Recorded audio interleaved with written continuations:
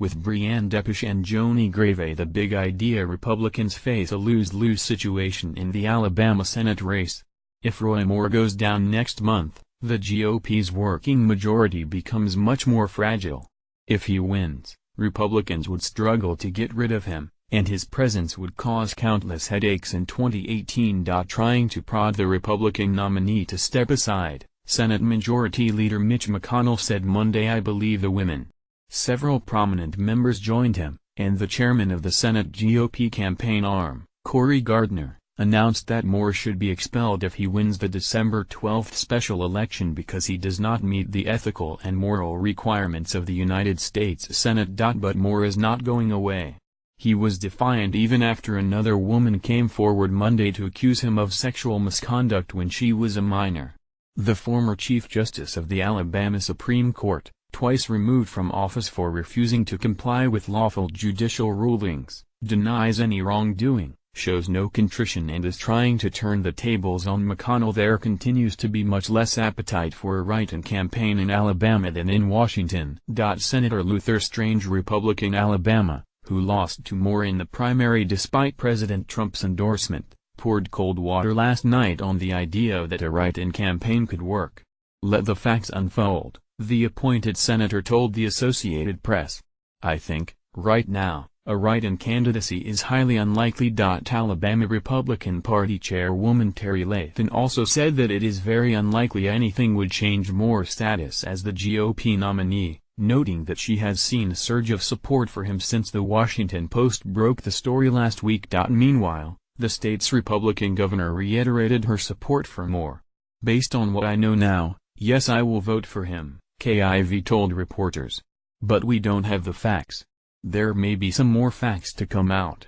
But he is the party's nominee." In recent days, senior Trump administration officials have been in touch with Ivy and her inner circle, Sean Sullivan, Robert Costa and Jenna Johnson report.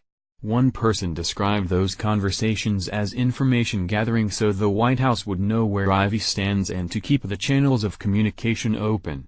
But since Trump won't return from Asia until late Tuesday and is still considering his own options regarding how to further address Moore's candidacy, White House officials have been reluctant to lean on Ivy in any way. "It's tough having him out of town because no one wants to get too far ahead of him," said one Republican involved in the talks. McConnell has spoken to Trump about Moore since the allegations were first reported last week, Republicans familiar with their conversations said. Inside the White House, Attorney General Jeff Sessions has been floated as a potential replacement, according to two White House officials and several Senate Republican aides. A Sessions spokeswoman at the Justice Department did not immediately comment on the proposal. A Republican close to Sessions, speaking candidly on the condition of anonymity, said that Sessions has told folks in Alabama that he is not considering it. Sessions has dismissed the notion in private but would of course listen to the president, should he reach out, according to one White House official. Time is of the essence if a write-in campaign were to work because people are already starting to mail in absentee ballots. If Moore stays firm, even a write-in campaign for someone like Sessions, if he agreed to it, probably would fail. The judge has devoted followers, and the Republican vote would split. If Moore loses a victory by Democratic candidate Doug Jones would narrow the GOP's margin of control in the Senate from 52 to 48 to 51 to 49.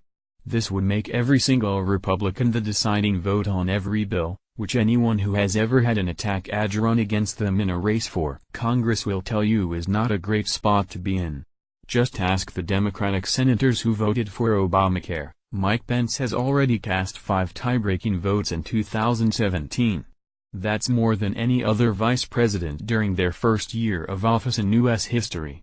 Without Strange in the Alabama seat, Republicans would not have been able to repeal the Consumer Financial Protection Bureau's arbitration rule last month. They wouldn't have been able to open floor debate on the repeal of Obamacare in July. They wouldn't have been able to reverse an Obama administration rule that prevented states from withholding family planning dollars from Planned Parenthood and other clinics that provide abortions. And they wouldn't have been able to confirm Betsy DeVos as Secretary of Education in February. Just last week, McConnell was lamenting that Rand Paul's injuries, which kept him at home in Kentucky until last night, made his job harder because every